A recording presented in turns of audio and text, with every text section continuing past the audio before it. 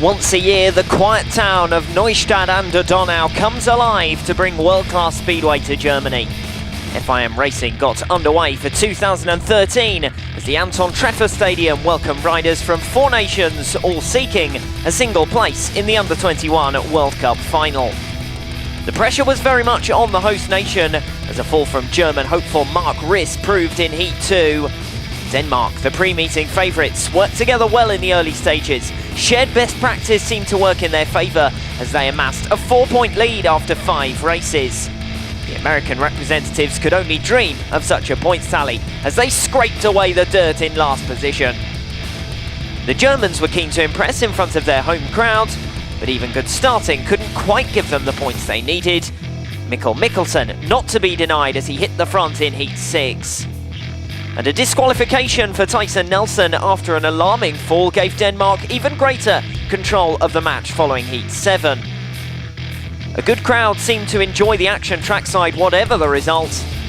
And they again had plenty to be entertained with as Mikkel Beck first cut past their man Erik Riss and then took on Alex Davies to stun his rivals and take control of the 9th race of the day within a lap.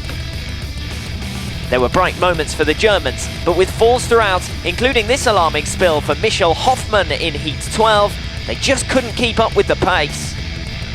By contrast to the host nation's now mangled machines, Denmark's kit was pristine in pit lane. Plenty of work to do for Australian Nick Morris, the lead scorer of a team now trailing by 9 with only 6 races to go.